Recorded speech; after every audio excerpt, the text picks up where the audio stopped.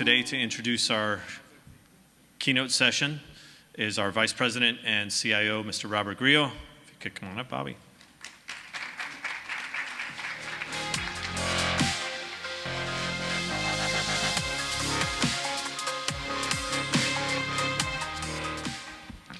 Good afternoon, everyone.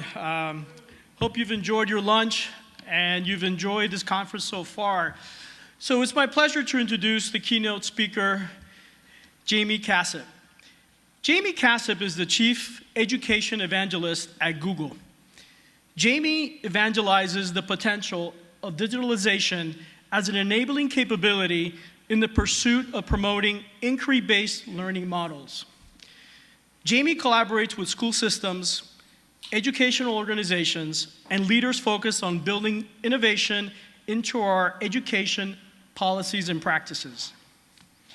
In addition to his role at Google, Jaime serves as an advisor to dozens of organizations focused on learning, skill development, and the future of work. He is co-author of Our First Talk About Poverty, as a way to talk to children about poverty. Jaime helped launch the Phoenix Coding Academy, a public high school in Phoenix, Arizona, focused on computer science as part of an inquiry-based learning model. He teaches 10th grade communication classes at the school, and he also is a guest lecturer at Arizona State University. He speaks on education, digitalization, innovation, Generation Z, and the future of work at events around the world. You can watch his career advice on his YouTube channel. Please give a warm welcome to Jaime Casap. All right. Good afternoon. Miami is one of my favorite cities, and I live in Phoenix. That's my first favorite city. My second favorite city is Miami, and usually when I come out to Miami, it's planned far enough where I can, spend the night on the beach, maybe spend a couple extra days, get some arroz con pollo, get some empanadas. This is not that trip, so I'm very upset. I got in last night at about 12:30 in the morning, and I'm leaving right after this. I am not even going to see. I'm going to see the beach from the airplane. So. Anyway, thank you very much for having me. Let me introduce myself a little bit. So I'm Jaime Casap, the Education Evangelist at Google, and among other things, I helped launch Google Apps for Education into the university space back in 2006 with me and Adrian Sainer, the CIO at Arizona State University. That's me with a lot less gray hair. And we launched Google Apps into the university system, then worked across a bunch of universities that were doing things with technology and education. Had this crazy idea to launch Google Apps into K-12, and today we have about 100 million users using these tools around the world, and I'm really excited by that. Our team went from 2 of us to now I don't even know how many people are on the team. So I support the team that is doing things in the education space. I bring back information. I'm their subject matter expert, just like I provide consulting advice to lots of different organizations. So that's what I do at Google. I also get to travel around the world and visit lots of places. This has been a crazy couple of weeks. I've gone from Hawaii to Brownsville, Texas, to Minneapolis, to Phoenix, to Dallas, to here, to Iowa. I have no idea where I am right now. Okay. But I get to travel around the world and talk about education, technology, Generation Z, the future of work. But more importantly is I get to observe. I get to see what's happening in the world. I get to feel the concerns that people have. I get to listen to ideas that people have. So that's one of the best parts of my job. Back home in Phoenix, I helped start a school called the Phoenix Coding Academy. And this school is focused on computer science, and computer science embedded into all the subjects that kids are learning. So it's computer science and art, computer science and history in a cross-disciplinary way. And we're trying some crazy things at the school. For example, we don't give homework to kids. We're trying to get rid of grades, and we're even trying to get rid of grade levels so that kids show up, we can do an assessment and figure out what the best teams are based on their skill set and what they need to develop. So trying some interesting things here. We're 3 years into the school and getting some good results and some great support from the community. besides helping start the school. By the way, this is not a charter school and it's not a private school. This is actually a public school inside the Phoenix Union School District. So we're trying to prove that you can create models like this inside our current system. I also go in and teach 10th grade communication skills, and if you've ever taught 10th graders, you know that you don't actually teach 10th graders, you survive 10th graders. And I go in and survive 10th graders and talk to them about presentation skills and storytelling skills and how do they take their ideas and put them out into the world. So I work with those students every couple of weeks when I get a chance to. But what I'm really passionate about lately, right, there's all this work that I do, but I'm really passionate about is that what I'm really trying to do now is become a YouTube star. So, why are you guys laughing at that? I launched a YouTube channel a couple months ago. It was the worst idea I've ever had in my life, and I'm focused on trying to provide career advice, life advice, things that I've picked up throughout the years. So for example, and it all is a reaction to what happens. I'm a public figure in the education space, and I get a lot of emails. So I get a lot of emails from graduates and students, and I get emails that say, hey, my name is Bill, find me a job. And I'm like, that's probably not the best way to approach communication. So I did a video on how to network in the real world. I did a video on how to understand the difference between when someone's asking you for real feedback versus validation, and a bunch of other videos, all focused around the things that I've learned. So you're all gonna subscribe, right now? I'll wait. Subscribe. It's one thing to say to someone, hey, follow me on Twitter, right? That's easy. You don't do any work, you just have an address. Here, you actually do work, so please subscribe to my channel and share it with others that you think would benefit from this. All this is focused on this idea that I believe in education. All my passion is in education because I believe education disrupts poverty. I believe education changes families' destinies. And I believe this because this is my story. I am a first-generation American, born and raised in Hell's Kitchen, New York. Any New Yorkers in the house? All right, loud and annoying, come on. This is what... It frightens me every time I ask that question somewhere and nobody ever raises their hand. I feel like I'm gonna get jumped. But I'm talking about the Hell's Kitchen from the 70s and 80s, when it wasn't a great place to be raised. I was raised by a single mother. I grew up on welfare and food stamps, and I grew up in this violent community to the point where, remember the movie Escape from New York? Remember that movie? Yeah, I thought that was a documentary for the longest time, because it felt like that. I didn't want anything to do with this. So I saw as my way out of this was education. Graduated high school, went to college, went to graduate school, and I've had a pretty amazing career all because of education. I owe most of it to education. Everything from, walking through the mountains of Africa with gorillas, to flying in an F-16, to standing in the East Room of the White House speaking in front of President Obama and his wife with George Washington staring at the back of your neck. When you feel George Washington right here staring at the back of your neck, the most nervous I've ever been. This is all a result of education.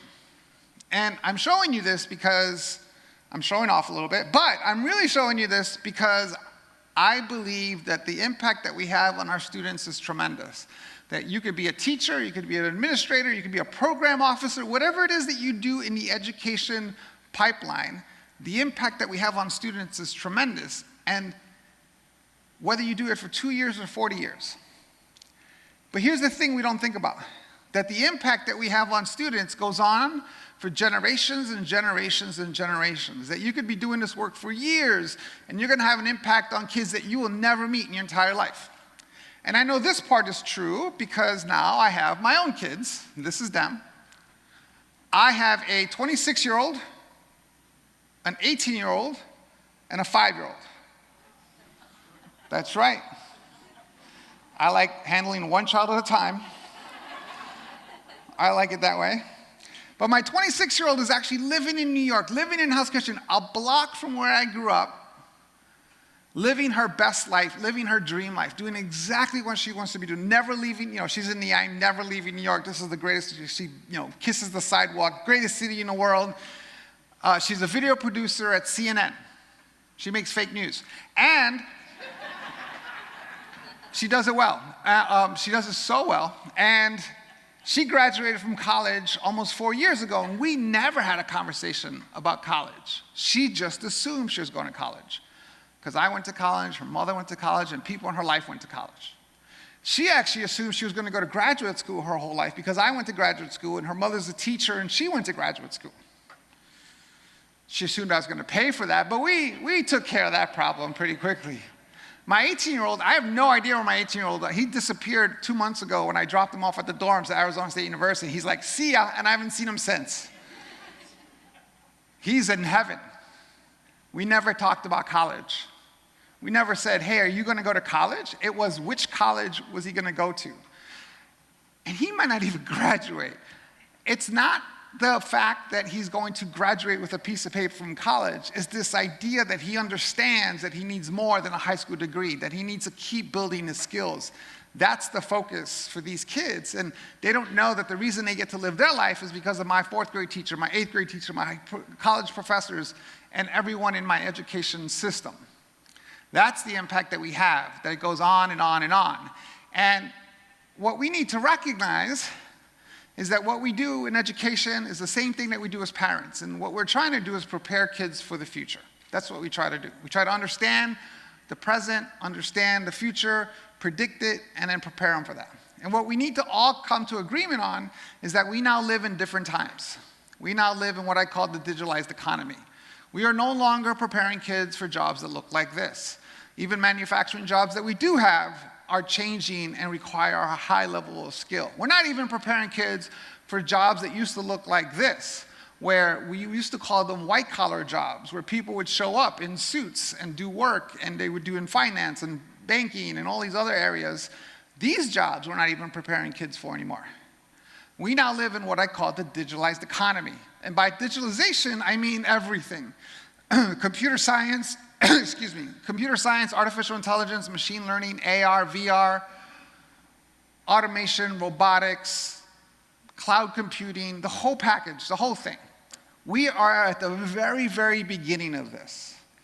I laugh and I giggle when I hear the term artificial intelligence because I think about what artificial intelligence is actually going to look like in 20 years, and it's insane. We now live at the very beginning of this digitalized economy, and what we need to understand is that the language for this digitalized economy is computer science. Now, I'm not saying everyone needs to go out and become a computer scientist, although in a minute I'll tell you why they should. I'm saying that everyone needs to understand computer science. Everyone needs to understand the fundamentals of computational thinking and design processing and all these other things that make up the world of computer science, because this is the baseline for what we're building next. Just in the same way that we needed to understand English to survive in the world, didn't mean that we were all going to go become novelists. We need to understand computer science, and it doesn't mean that everyone's going to go out and become a programmer.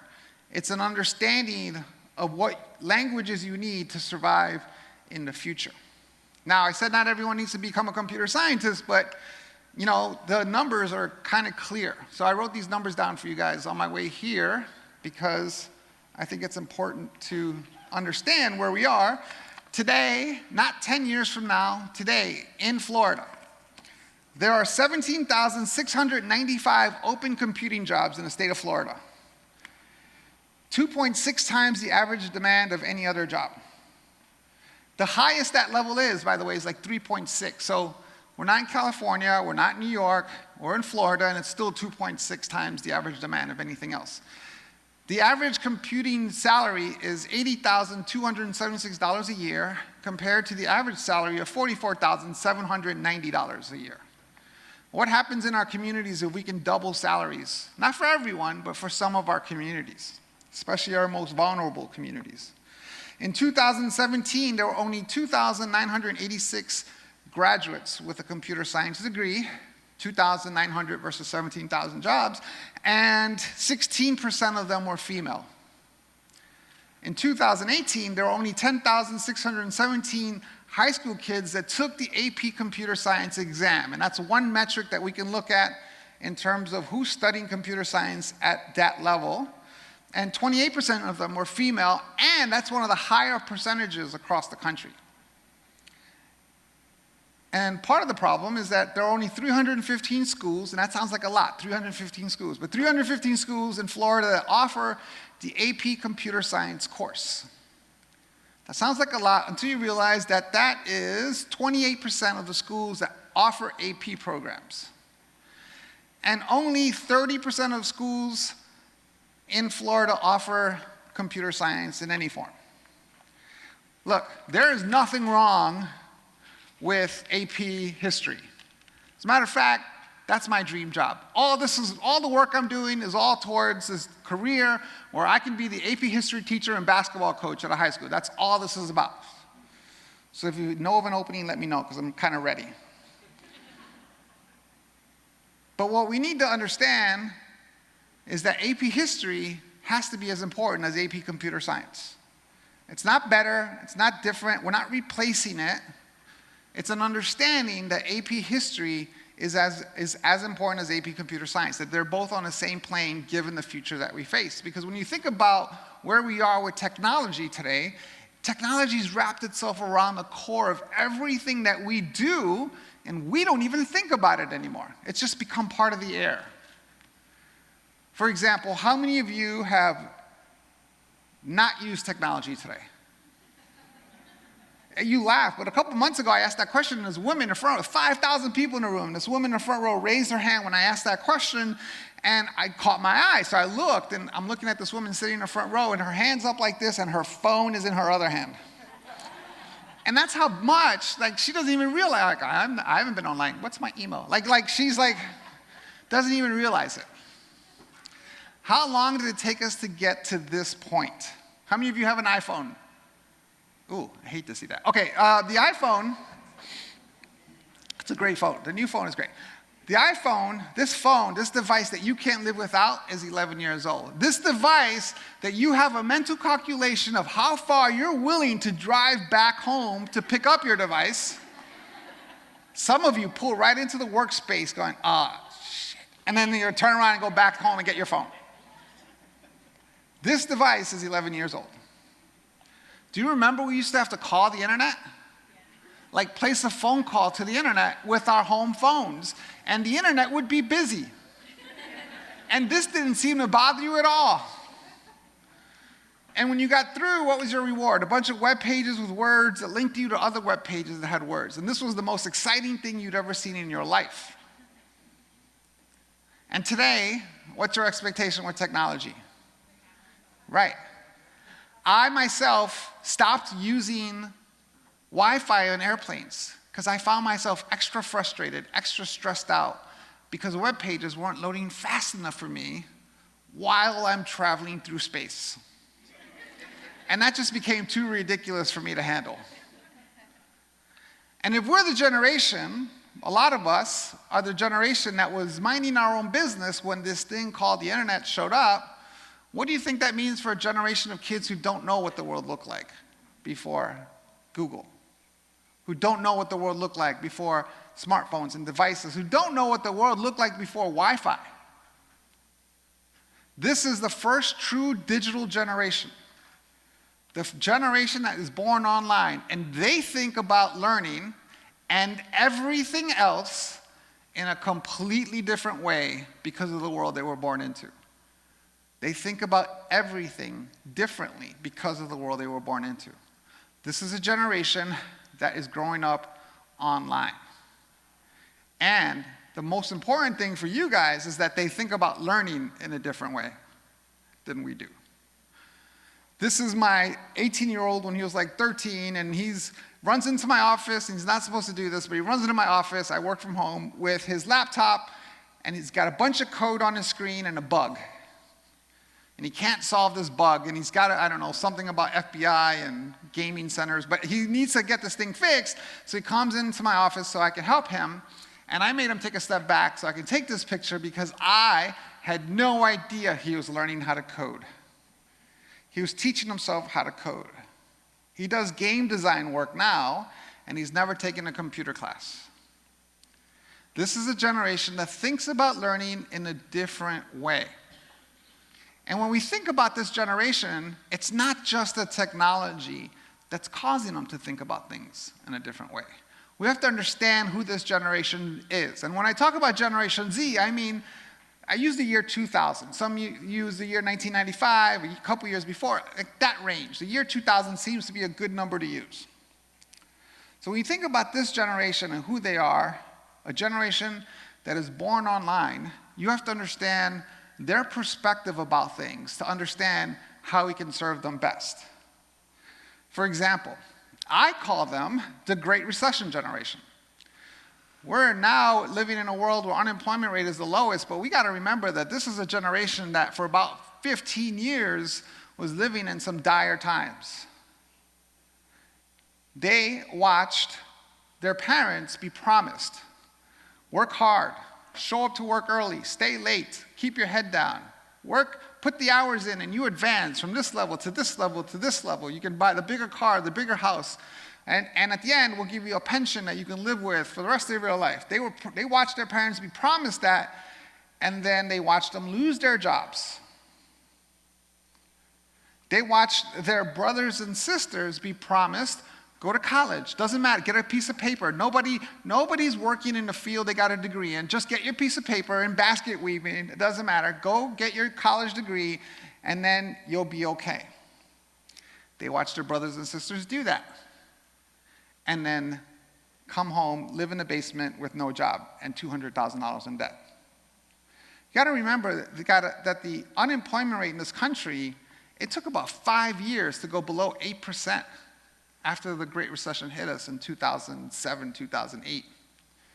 This is a generation that is worried about work because of what they witnessed as kids. 60% of them are worried about what work is gonna look like. And 72% of this generation doesn't wanna work for you at all. And I go talk to business leaders all the time. I talk at Chamber of Commerce about this idea that they're sitting there waiting for the workforce, and they're out there telling the education world, okay, we're waiting for the workforce. And I'm like, the workforce isn't coming. They don't want to work for you. And that we now live in a long-tail economy where that's possible, where they can work for themselves, where they can do their own thing. We live in a niche economy where they can go create their own world. 72% of them don't want to work for you at all, and those that do want to work for you want to make sure that you are ethically and socially responsible, and they want to have a meaningful job. And here's the thing you have to understand. This generation has these demands, but the expectation is that they're not going to get a career that has a pension, they're not going to advance, they're not going to get all the benefits and perks that other generations have had. They're okay with that as long as you meet their demands, which is meaningful work that has an impact and that they can control. This generation already accepts that fact. They understand that 70% of Americans are disengaged with the work that they do, and they don't want anything to do with that. So that's how they view the world of work and what they think about in terms of work. I also call them the 9/11 generation. This is a generation that doesn't know what the world looked like before 9/11. They read about 9/11 in a textbook. I remember seeing it the first time I saw one of those 8th grade pages, the 9/11 history book. They don't know what the world looked like before 9/11. They only know global terrorism, domestic terrorism. They're growing up doing live shooter drills since they were 5 years old. 56% of them are concerned about a shooter at their school today. They're also the climate change generation, where 70% of this generation believes that climate change is going to have an impact in their life. 86% believe that humans cause climate change, and majority of them don't understand how it's not our #1 priority. And now this generation is dealing with white nationalism, and 72% of them believe that racial equality is one of the most important issues that we can focus on. And then I go read pundits and people in the technology space or the anti-technology space. You know, the reason this generation is depressed and anxious, it's because of their phones. It's not because of their phones. It's because of how they're growing up and the experiences that they've had. You have to understand that this generation sees the world in a different way. We grew up with this idea like, you're young, go live life. sex, drugs, and rock and roll. This generation is growing up with, the planet's dying. It's a completely different perspective. Here's the good news. They strongly believe in higher education. They believe they need a great education. Just like my 18-year-old never doubted that he needed education. They understand that education is the key to doing what they want to do, to be successful, to being passionate about the things they're passionate about. But 75% of them don't necessarily believe in the current model. They think that there are other ways to get an education. They don't suffer through the same stigma that we do with online learning, right? Someone says, yeah, I got my degree online, and you're like, oh, that's not a real degree. This generation, because of their perspective, because they're doing things differently, they're completely okay with learning things online. As a matter of fact, you can argue that everything they've learned, they learned online. So they have a different expectation of what technology can do for them. But they believe in higher education.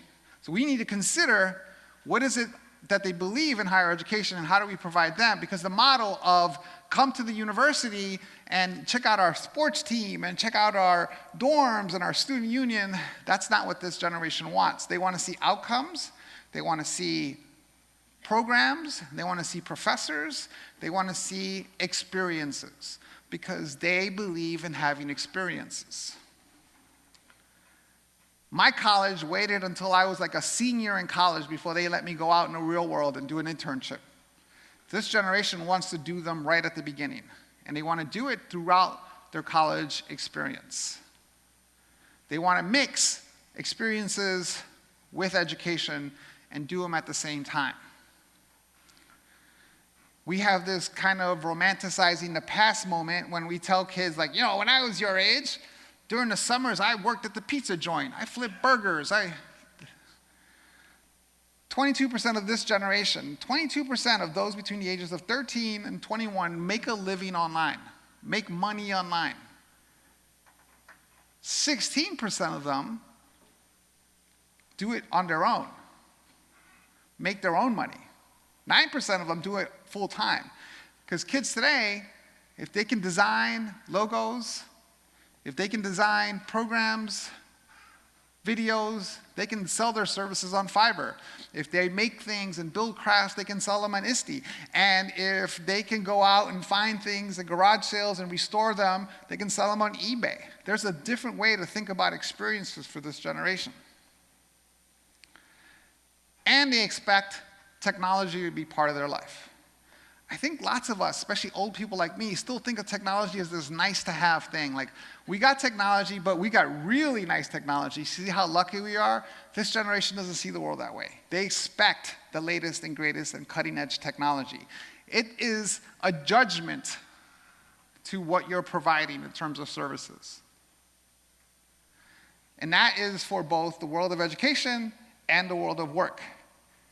If a student shows up to a campus and someone says, look, there's our computer lab with WordPerfect 5.1, they're not coming. If one of these generation kids shows up at work and like, here's your 3-year-old 2014 MacBook Pro, yeah, see ya. They expect, it's a sign of how innovative you are, how cutting edge you are, to expect the latest and greatest technology. And this sounds demanding from this generation. It sounds like, well, who do they think they are, having all these demands of us? Well, you need to understand what they face. They face a digitalized world. When they look at a screen like this, some of you can look at the screen and see these machines make machines, and you can remember when people made these machines. Like you can see people in the background doing this. They're growing up not understanding or even thinking about the fact that people used to make things like this. Those of us that have been watching these machines make machines, well, those machines are now getting up and walking around. What is this technology going to look like in 10 years? I get to look at people's jobs around the world in terms of, is that a human's job or is that a robot's job?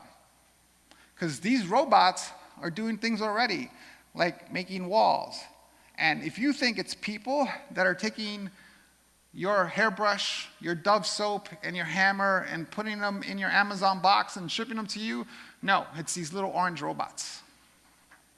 Automation's already part of your retail experience. And it's starting to have an impact in other areas, and it's going to have a huge impact because change happens slowly and then quickly. Change happens gradually and then suddenly. And we now live in suddenly times. You can start seeing this in lots of areas. 4.5 million people make a living driving things. Driving people, driving supplies, driving equipment. 4.5 million people. Someone drove me from the airport to the hotel. Someone drove me here. Someone's going to drive me to the airport. Someone's driving me on a plane. 4.5, that's just cars, 4.5 million people. Doesn't include all the other things that people drive. And you can go buy a self-driving car today. Today, right now, you can go to the store and buy a self-driving car. What is that technology going to look like in 5 years? In 10 years? And so what we need to do is understand these trends, understand where things are going, and ask ourselves kind of what's next on a consistent basis, and not just accept the common world. For example, when you look at things like this, everyone in this room can recognize this, right? This is a supermarket. And the cashier job used to be a very important job for a very long time in the retail space. Now, what are these cashiers doing? What are the people who work in this grocery store doing for work? They're doing what I call process work. They're taking your cans, scanning them, and then they're putting them in a bag for you, and then they watch you use a keypad. This job, this complex, complicated job, has become so easy, you can do it. Because what do you find in supermarkets today? Self-service checkout. Anyone take a training class on how to do self-service checkout? No? Some of you should take a training class. I have a new law that I'm trying to pass across the country. It's 3-swipe law. You get 3 swipes at it. If you can't get it, you got to put it back. But I have the confidence that you can do this job because this is the job that my 5-year-old does. Every store we go into, this is her job. As a matter of fact, I just stand there and I'm going through Instagram looking at photographs while she's doing all the work. I'm trying to teach her how to scan one thing and then put 2 things in the bag. But she's too honest. She won't do it. But here's the thing we have to think about. We can't look at this and see this is what the world is. What we need to do is understand that the world is now moving suddenly. Things are happening faster, so you have to ask yourself, well, what's next? What's the next thing? We're too busy reacting to the world as opposed to thinking about what's next. Well, Amazon's saying, well, why do people need to check anything out at all? Why can't you check yourself in, grab whatever you want, put it in a bag, and then just walk out of the store? And then you have to keep asking yourself, what's next? What's after that? So we have to look at this world, one world, supermarket shopping, grocery stores, and think about how this is going to impact work. And I'll use this as an example. Let me ask you a question. How many of you love, wake up on a Saturday morning, so excited, get dressed really fast because you're going grocery shopping? How many of you love going grocery shopping? Love it. Love going grocery shopping. Weirdo. Any other weirdos on this side? I don't understand. I can't understand humans that do this. I hate grocery shopping. I think it's the worst human experience you could have. As a matter of fact, when if I'm leaving the house and my wife says, hey, can you stop by the store and pick up? I'm like, if I divorce her right now, I don't have to do this. And then I realize that would take too long and I have to go do it anyway. I think it's a terrible human experience. You've been buying the same 20 crappy things to make the same 5 crappy dishes that you've been making for 30 years. You ever walk into a grocery store that you've never been in before to look for 5 things? You're in there for 8 hours looking for these things. Or when your the reason you go to the grocery store that you always go to is because you know where everything is. That's it. Not because you like the store, but because they don't change things. And then when they change things, you lose your mind. You're like, when they rearrange things on you, ugh, it's a terrible human experience. Now, I'm a supermarket owner. I don't have to hire process workers anymore. Now I can hire different workers. I can hire dietitians, nutritionists, cooks, food experts.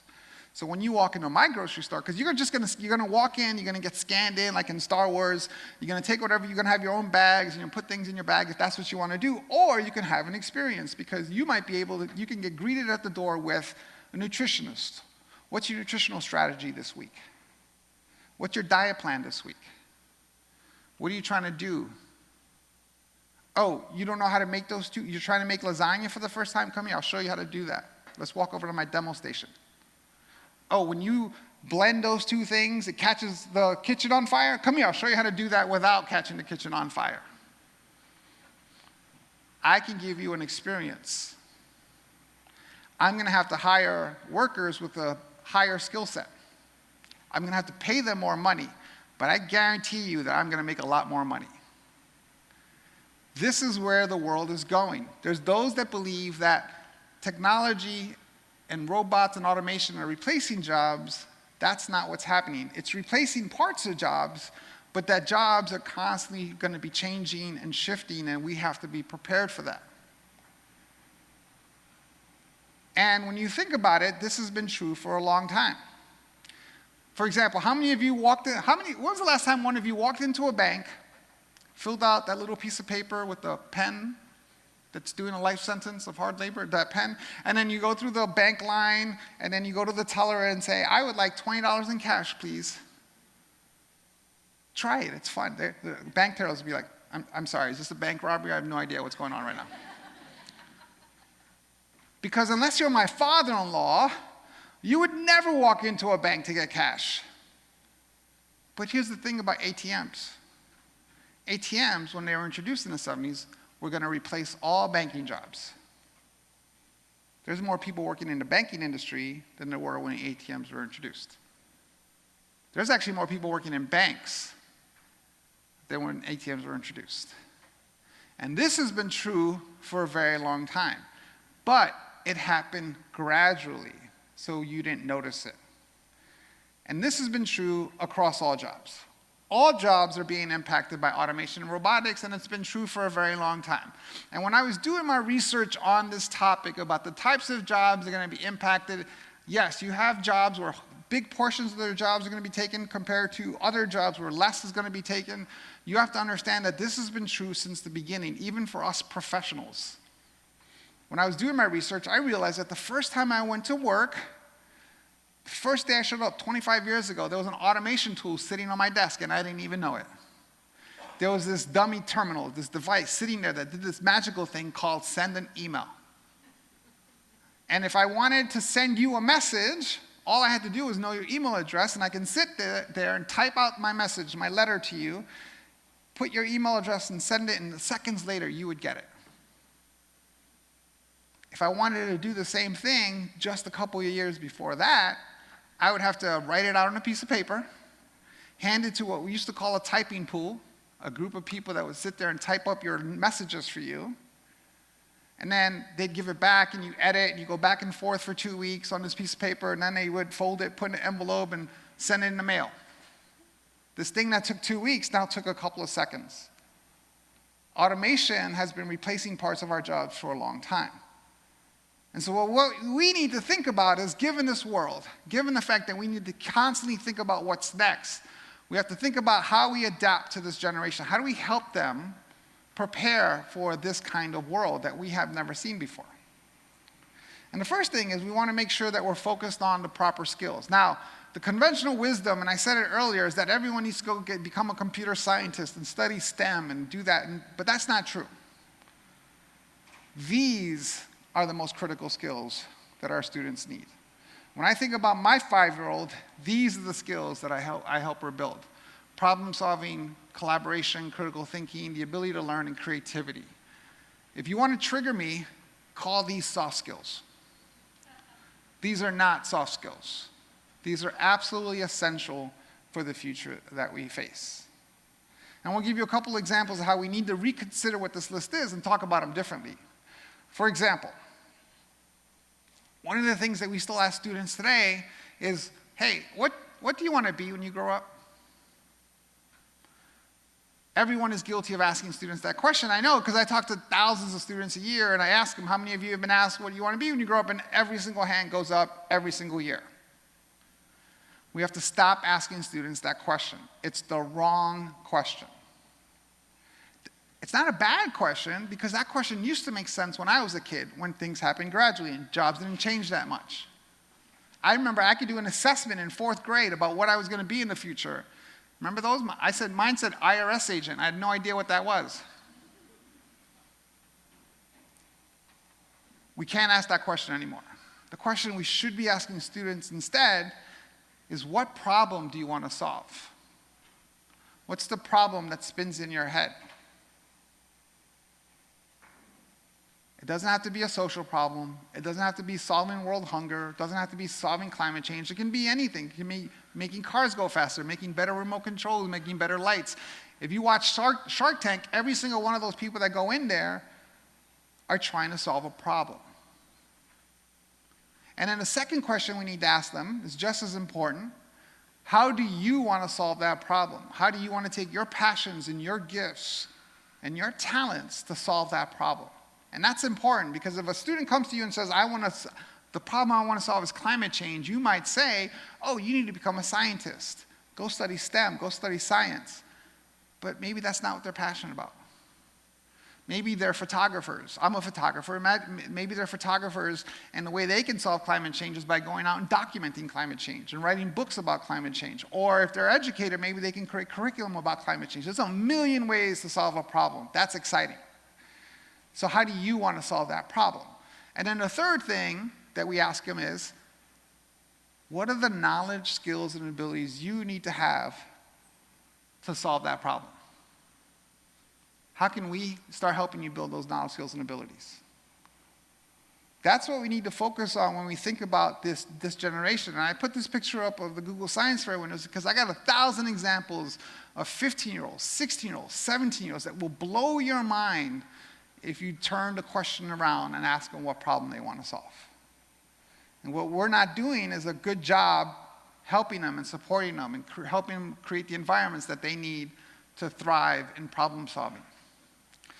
We want to make sure that universities play the most important role in all of this. The role of a university is two things. One, the ability to help students identify the knowledge, skills, and abilities that they need to solve their problems that they're curious about, and do that through helping them convert information into intelligence. Think about all the world's information that these kids are dealing with. How do you make sense of all that information? How do you convert all that information into intelligence? Universities play a huge role in helping students figure out how to do that and provide expertise in the areas that they're passionate about. We want to make sure that we're creating collaborative environments for our students, that they're working together and building things together and working on different projects, not just in your bubble, in your university, but across the world on lots of different problems. This is a generation that's used to collaborating and working together on a global scale.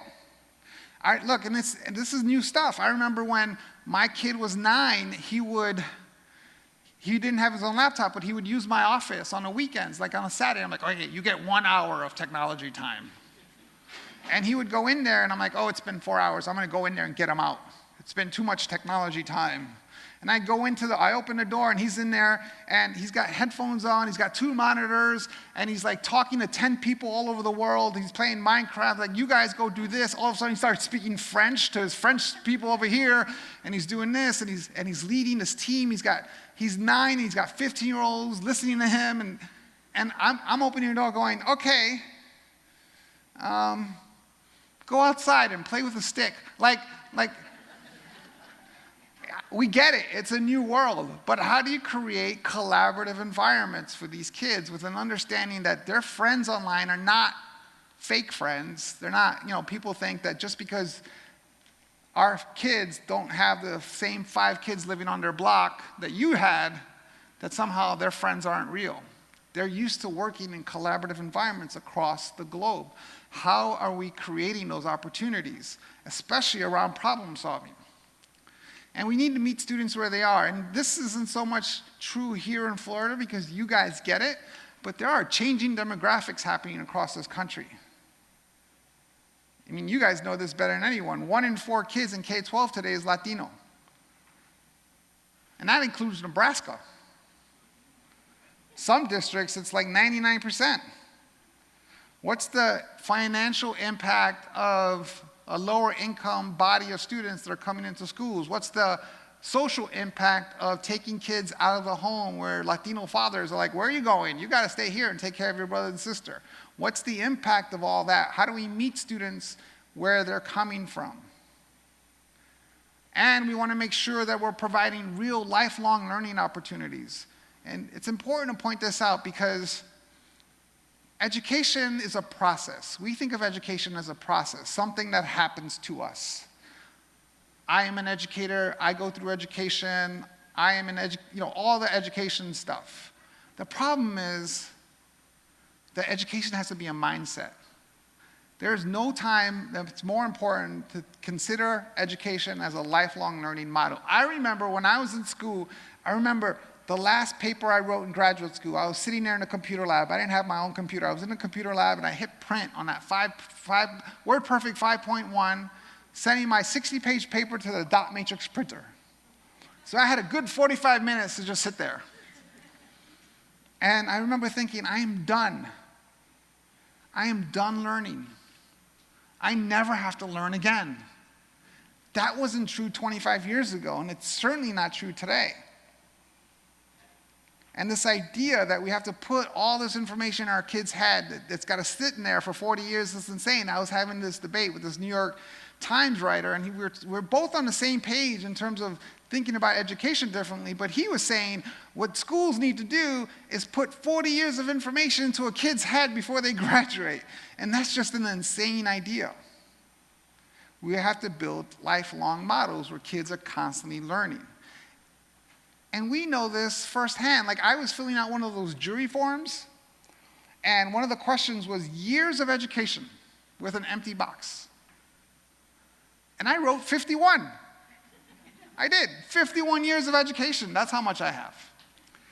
This idea that education is this block that is only certifiable and that you can only count 18 years or 20 years or 22 years is insane. We need to get rid of that idea.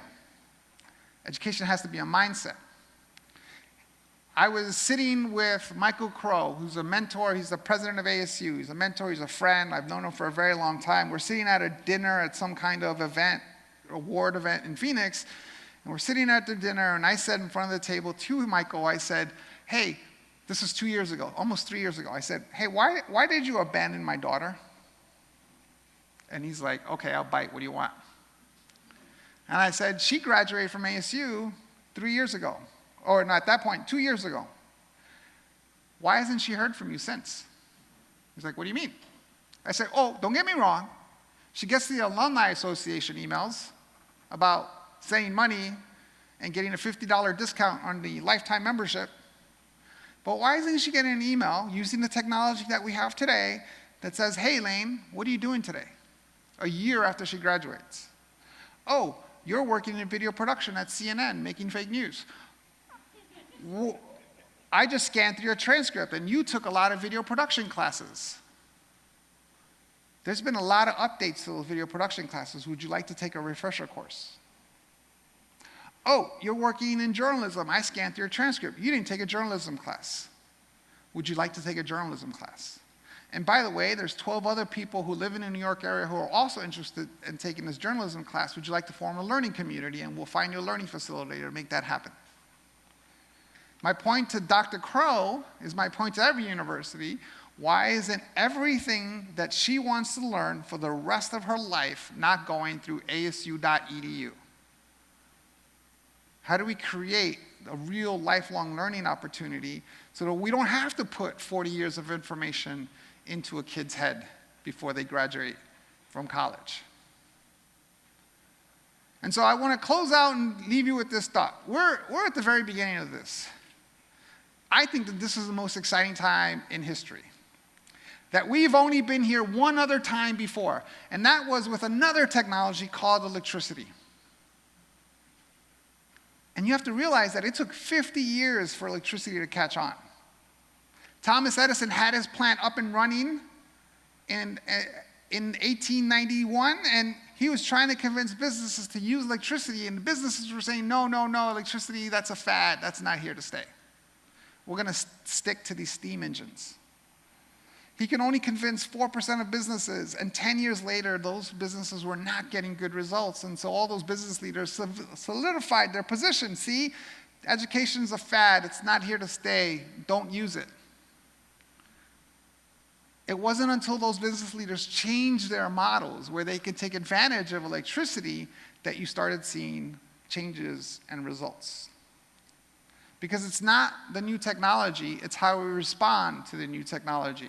And if all we do is take technology and still keep the current education models that we use, then we're not going to get results.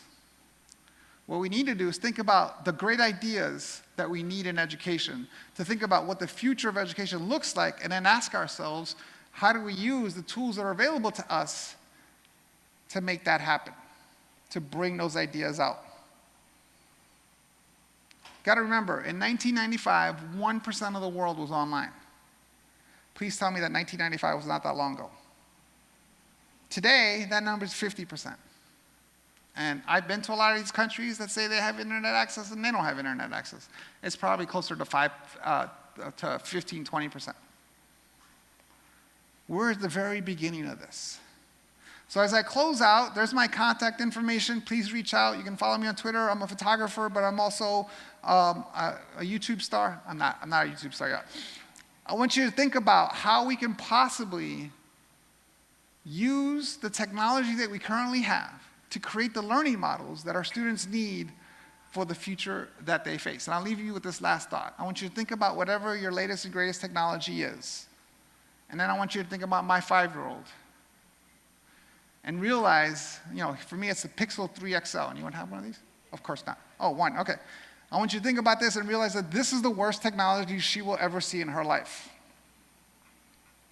Technology is moving so fast that this is the worst technology. She's going to find this one day in a 50-cent box at a thrift store in 20 years, and she's going to want to bring it home to put on her shelf like a museum piece. And she's going to look at it, and she's going to say, look, to her kids, look, there's the port. My dad had one of these. And the kids are going to be like, what's that for?